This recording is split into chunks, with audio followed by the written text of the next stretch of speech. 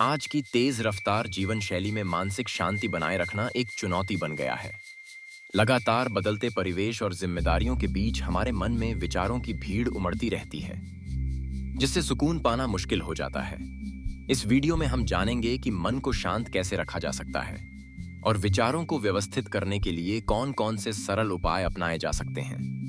इन उपायों से न केवल मानसिक तनाव कम होगा, बल्कि जीवन में सकारात्मकता भी बढ़ेगी। आइए मन की शांति और स्पष्टता पाने के रास्ते तलाशें। एक शांत और सुनसान जंगल के बीच गुरु और शिष्य आमने सामने बैठे हैं। वातावरण में गहरी शांति है और पक्षियों की हल्की चहचहाहट सुनाई देती है। गुरु अपने शिष्य से मन की शांति और आनंद के रहस्य पर चर्चा प्रारंभ करते हैं। वे बताते हैं कि सच्चा आनंद बाहरी चीजों में नहीं, बल्कि हमारे भीतर है। शिष्य जिज्ञासु होकर गुरु से प्रश्न करता है कि मन की शांति कैसे प्राप्त की जा सकती है। गुरु मुस्कुराते हुए कहते हैं कि इसके लिए आत्मनिरीक्षण और साधना आवश्यक है। इस संवाद की शुरुआत से ही एक गहरा आध्यात्मिक वातावरण बन जाता है, जिसमें ज्ञान की खोज की भावना स्पष्ट रूप से महसूस होती है। गुरु एक मुरझाए फूल का उदाहरण देकर समझाते हैं कि जब हम अपने अतीत की गलतियों या भविष्य की आशंकाओं में उलझे रहते हैं, तो वर्तमान की सुंदरता और आनंद हमसे छिन जाता है। मुरझाया फूल दर्शाता है कि बीता हुआ समय लौटकर नहीं आता और उसकी चिंता करना व्यर्थ है। इसी तरह भविष्य की चिंता भी हमें वर्तमान के सुख से दूर कर देती है। गुरु का संदेश है कि हमें अपने ध्यान को वर्तमान क्षण पर केंद्रित करना चाहिए, क्योंकि यहीं असली आनंद और शांति है। जब हम वर्तमान में जीना सीखते हैं, तो जीवन की छोटी छोटी खुशियां भी हमें पूर्णता का अनुभव कराती हैं। जब हमारे मन में विचारों की भीड़ लग जाती है, तो शांति से बैठना कठिन हो जाता है। लगातार बदलते और टकराते विचार मन को बेचैन कर देते हैं। व्यक्ति चाहकर भी एकाग्र नहीं हो पाता और मानसिक थकावट महसूस करने लगता है। यह अशांति धीरे धीरे तनाव और चिंता का कारण बन सकती है। मन की स्थिरता के लिए जरूरी है कि हम विचारों को पहचानें और उन्हें नियंत्रित करना सीखें। ध्यान, गहरी सांसें या सकारात्मक गतिविधियां इस अशांति को कम करने में मददगार साबित हो सकती हैं।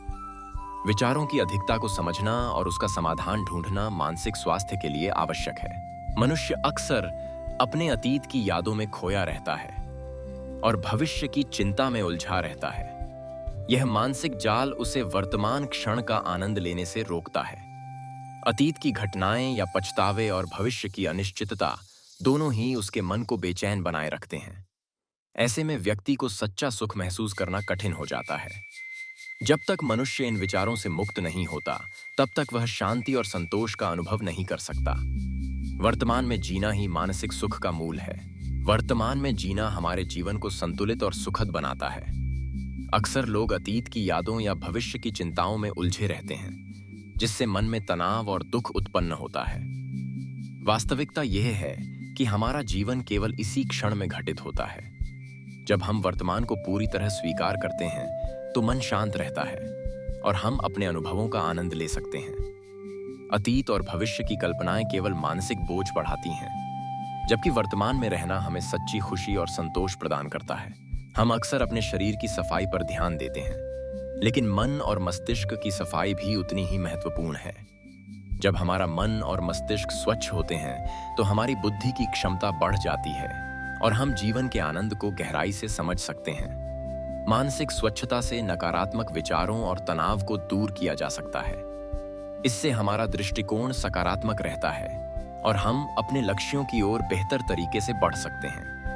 मन और मस्तिष्क की सफाई से आत्मिक शांति भी प्राप्त होती है, जो सुख और संतुलन का आधार है।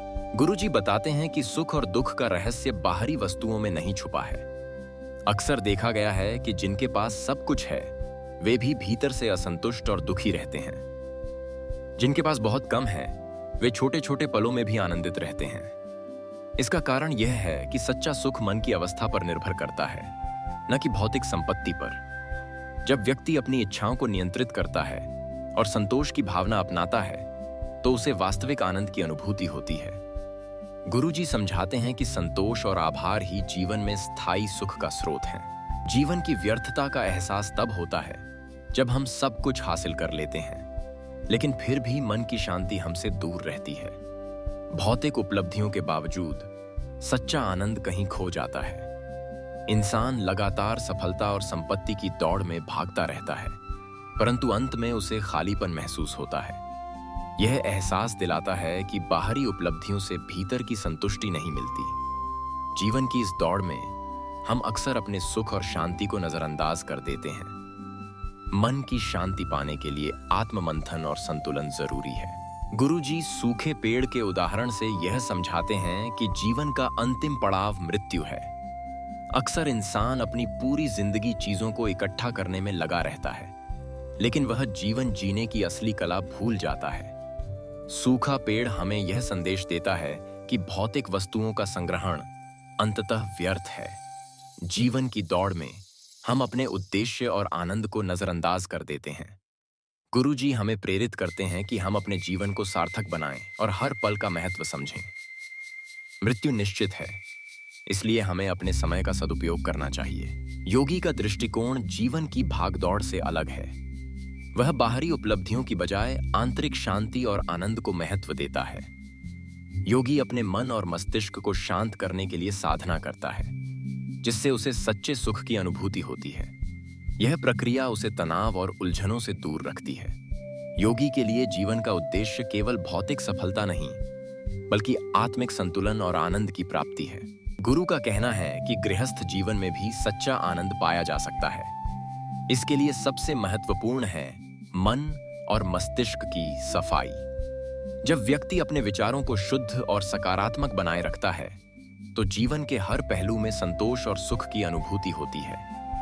गृहस्थी की जिम्मेदारियां और चुनौतियां होते हुए भी मानसिक स्वच्छता से व्यक्ति तनाव मुक्त रह सकता है।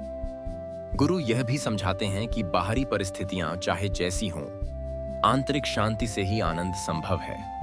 इसलिए नियमित आत्मचिंतन और साधना से मन को निर्मल रखना आवश्यक है। निष्कर्ष के रूप में यह स्पष्ट होता है कि मन और मस्तिष्क की नियमित सफाई अत्यंत आवश्यक है। इससे व्यक्ति न केवल मानसिक रूप से स्वस्थ रहता है, बल्कि जीवन में आनंद की अनुभूति भी करता है। जब विचार और भावनाएं स्वच्छ होती हैं, तो निर्णय लेने की क्षमता बेहतर होती है। यही प्रक्रिया जीवन को सही दिशा देने में सहायक बनती है। नियमित आत्ममंथन और सकारात्मक सोच व्यक्ति को संतुलित और प्रसन्नचित्त बनाए रखती है। इस तरह मानसिक स्वच्छता हमारे जीवन की गुणवत्ता को बढ़ाती है।